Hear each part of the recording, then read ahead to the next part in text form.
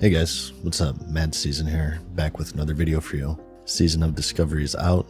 Currently the level cap is 50, and soon players will be getting into the endgame content, and some believe it'll go down the full Classic Plus route with new raids and zones, levels and whatnot, especially with the release of the official timeline where, at the end for Season of Discovery, the developers tease endgame content updates, which could mean anything really, but whatever it may be, many at least want it to be within the spirit of vanilla. So whatever that means also varies from person to person, but what could be more close than what the original developers planned back before its release? So that's going to be the focus of today.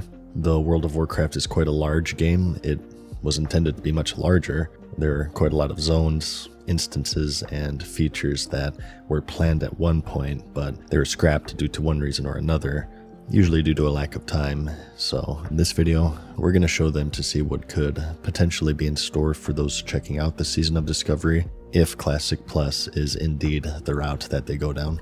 So some of these you may know of, some maybe not. Let's just start with the big one, and that's the Ashbringer questline. One of the earliest fables within the game was that in vanilla WoW, players could obtain the iconic Ashbringer, which was once held by the leader of the Silver Hand, Alexandros Mograine, and it makes sense. From the Four Horsemen fight in Exramus, players can obtain the corrupted Ashbringer, and there exists some extra lore in the Scarlet Monastery dungeon.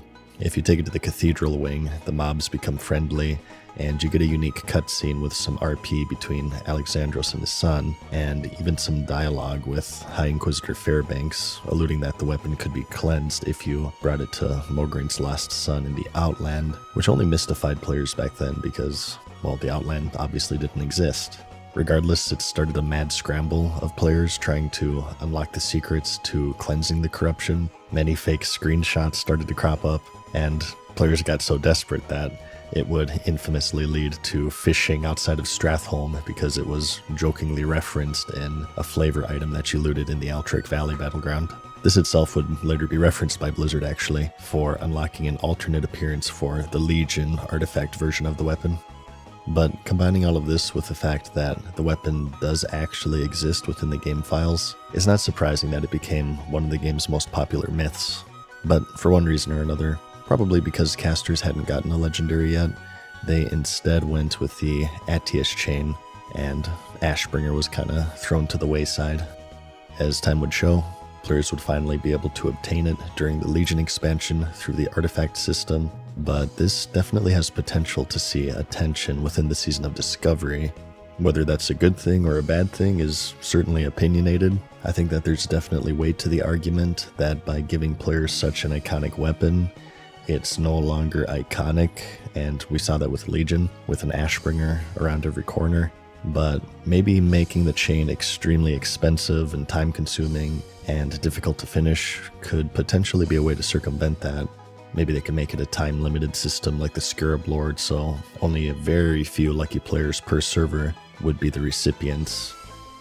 Next, we have a zone that you probably know about. That's Mount Hyjal. Nestled in northern Kalimdor, there's quite a large zone, but when you mouse over it, you'll find that it doesn't have a name, and the closest that players were able to get to it was on a flight path. But with some tricky wall jumping and some persistence, you'd find a zone that seems fully crafted geographically, but just lacking mobs and NPCs. The one exception being the infamous Guardians of Blizzard, which were these infernals that they haphazardly threw about the area that would insta-kill any trespassers to sort of guard the area. It was a very poor band-aid fix, because players could quite easily sneak past them and explore this never-before-seen zone. Some highlights would be the crater where Archimonde landed in Warcraft 3. Intriguingly, you also have a clone of the Onyxia raid entrance, clearly showing that there were some plans for another raid in vanilla. And finally, of course, the bones of Archimonde hanging off the World Tree, laying in the same spot where he was vanquished in the RTS.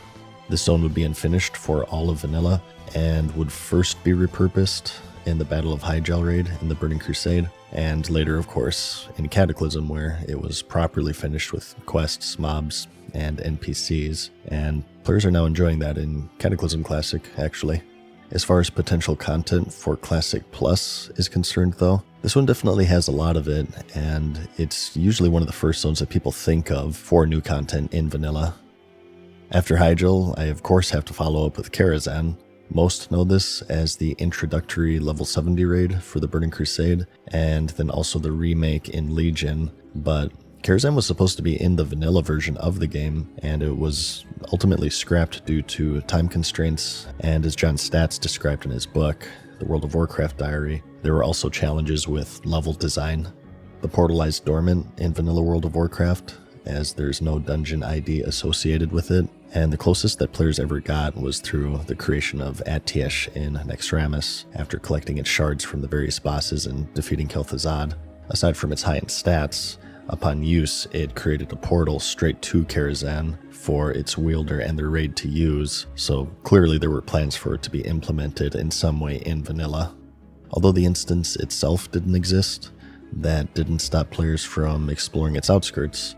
Off to the side is what is known as the Karazhan Crypts, which is completely devoid of mobs and NPCs, but nonetheless is quite extensive, containing many catacombs and corridors, and an underwater room called the Pool of Upside Down Sinners. Obviously there were big plans here. Some speculate a dungeon, others even another raid, some just a questing area. Blizzard did eventually make partial use out of this area in the Legion expansion, but whether it be the crypts or even the raid itself, it's certainly one of the big unfinished areas just asking to be finished for Season of Discovery. Ashara is a zone infamous for neglect. Aside from a handful of quests, a molten core reputation that sends you into the middle of nowhere once a week for a douse, and also a world boss, there's really not a lot going on here. In fact, back in the day, because of this and its resulting low traffic, it was one of the more popular bot farms because they would have less of a chance of being found and reported by the players.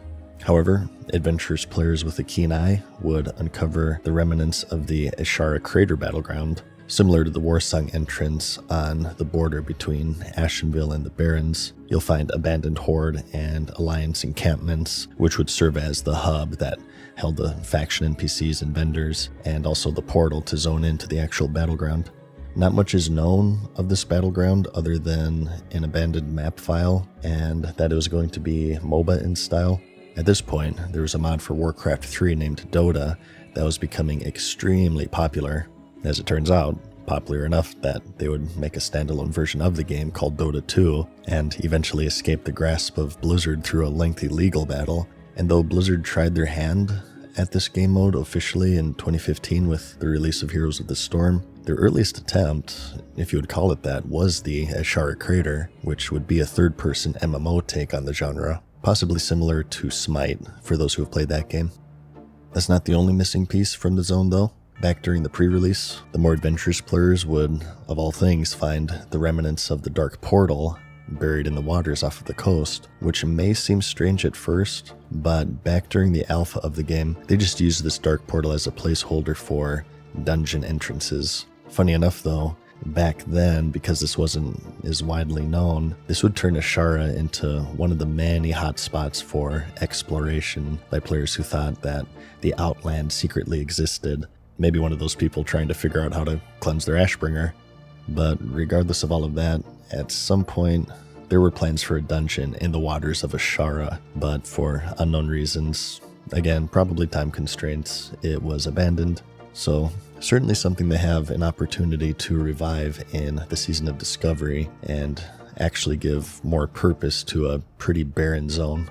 Speaking of instances, our next destination lies in Stormwind. In the western part of the city, players can find the Stormwind Stockade, which is a prison overrun by rebellious Defias gang members. Although it's quite simple, it's one of the more iconic and memorable dungeons from vanilla. Most people have run it at some point, but did you know that to the east, there's another stockade? It's blocked off by a gate, but if you're able to slip past it, you'll find a portal, and this one actually works. This is the Stockade Raid, as it's known.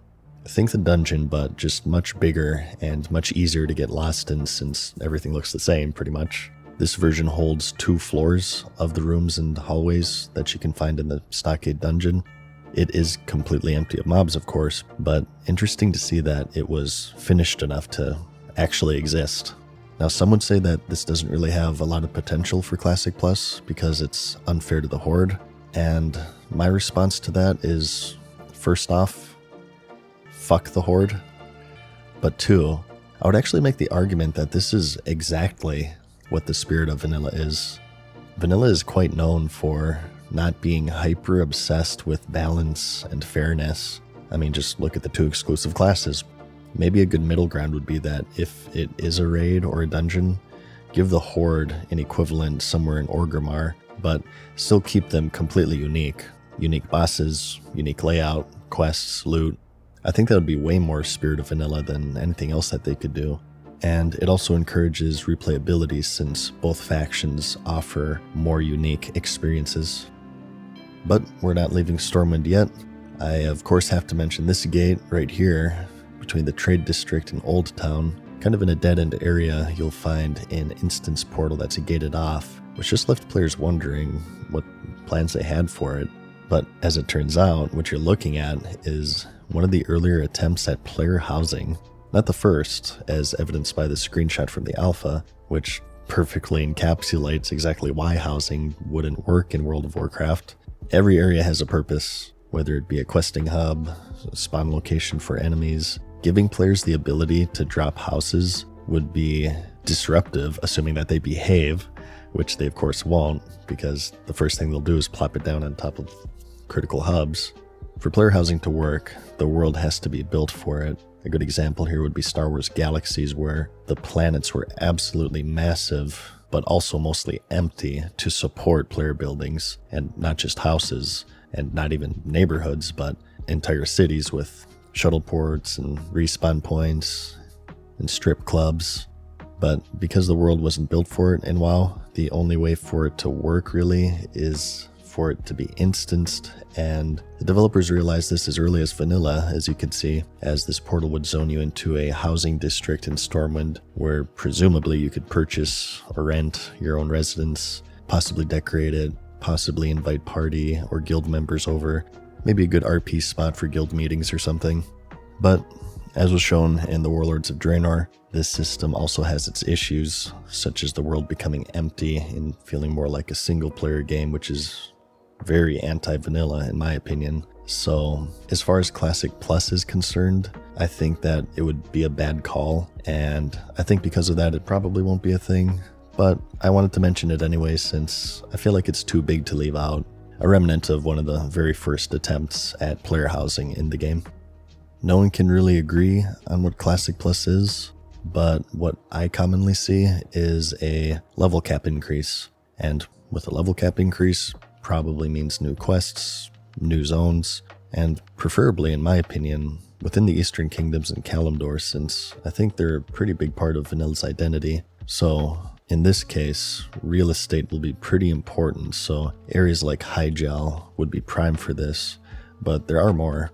One of the big ones, second to Hyjal, can be found on the northern end of the Eastern Plaguelands. These two zones would eventually become Quel'Thalas, the Eversong Woods and Ghostlands in the Burning Crusade expansion. At the border here, you'll find some fallen trees blocking the path, with a high elf named Add-on, of course referring that this area is indeed planned for an add-on or expansion, the Burning Crusade. So unlike Hyjal, this area doesn't actually exist physically in the game. Well, at least it's not crafted and fleshed out to the extent of Hyjal. If you get past the fallen trees, you will find a small little elven hut. Apparently, Quel'Thalas wasn't as huge of an empire as we thought, but aside from that, it's just all unfinished flat plains. But looking at the map here, this is a ton of land for 2 or 3 entire zones that they could create in their own unique way. But next, we have the Emerald Dream. This is another really old myth from the game, and one that's been flirted with here and there in Legion and Dragonflight. But the earliest version exists in vanilla World of Warcraft, though it never saw the light of day. It's referenced in-game in a few areas. A protagonist from the RTS series, Malfurion Stormrage, is residing in it through all of vanilla, and the players are able to have a dialogue with him via the Scepter of the Shifting Sands questline from Ahn'Qiraj. As far as its purpose is concerned, it could really be anything. It could be another zone, it could be a raid, or a dungeon. It really depends on what they envision Classic Plus to be, again, if it's even going to exist at all. Questlines hold the potential for unfinished content, certainly, and there are quite a few to be found in vanilla. One of the more mysterious ones, and loosely related to the Emerald Dream, is the Aranicus questline, where after killing the final boss of the Sunken Temple, players can loot the Essence of Aranicus trinket, which upon use produces a green AoE fart cloud, and also a rage whisper like how you get in PvP. This opens up a quest to an NPC named Atharius in the Swamp of Sorrows, who then sends you to another guy in Winterspring where it just abruptly ends, and taking your essence in the process, so you don't want to do this, especially considering how rare good trinkets are in vanilla. A community manager back in 2005 teased that the questline was being worked on, and it had promise, but unfortunately, for unknown reasons, it never saw the light of day. Across over the sea, on Kalimdor, we have a similar situation with Uldum. First, though, paying a visit to the Uldaman dungeon. At the end, players can complete the Platinum Discs quest, which gives a lot of lore of the Titans that approximately 1% of the player base actually read because it's really, really long. But even more unknown, and there's nothing to tell you this, but this opens up another quest scouting out a giant locked gate with elite giants patrolling nearby.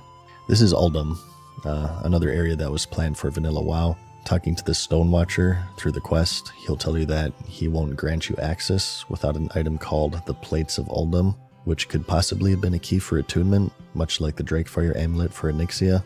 And reporting back to Ironforge, the Explorers League will tell you to come back soon, and that Uldum beckons.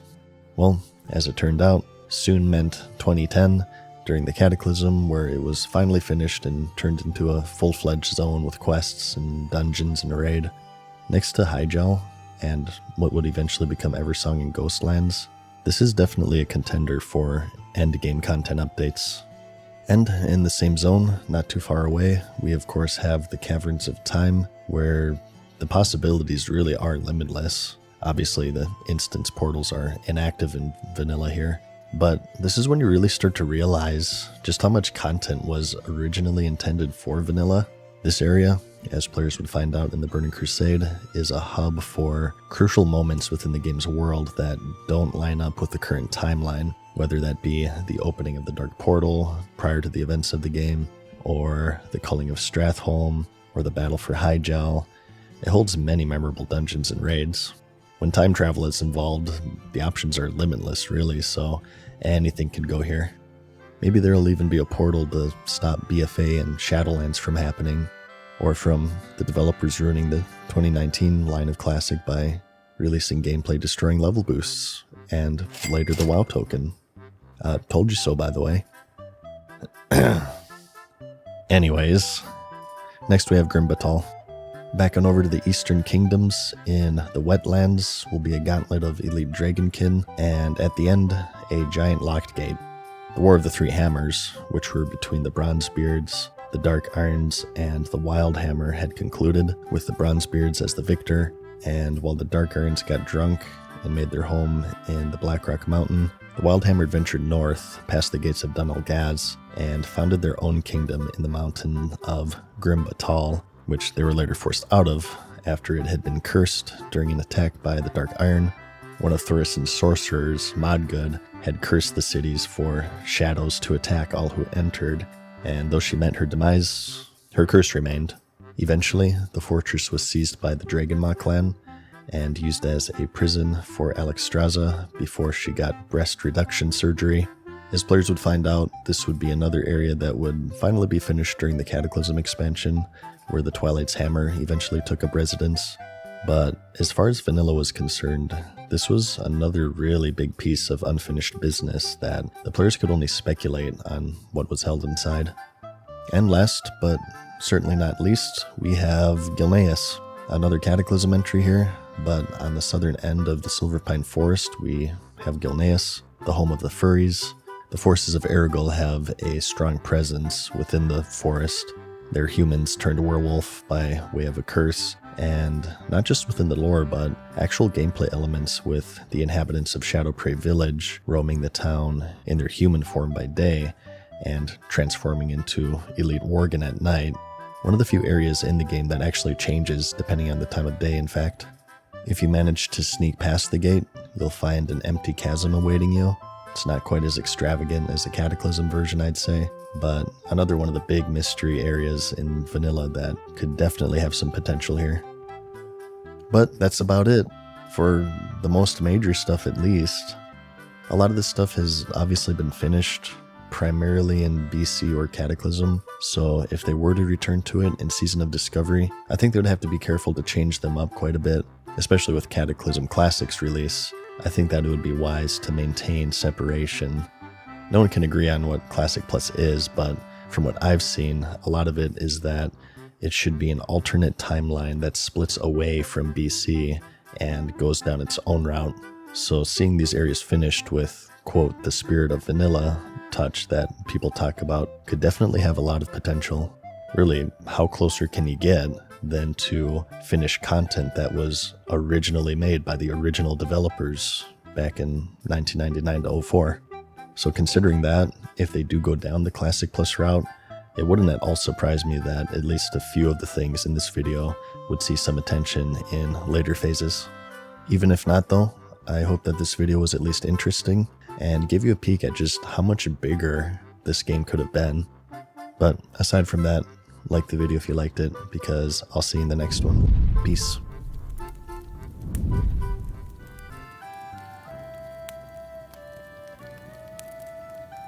Farewell for now, mortals. We hope you enjoyed today's video. See you again soon.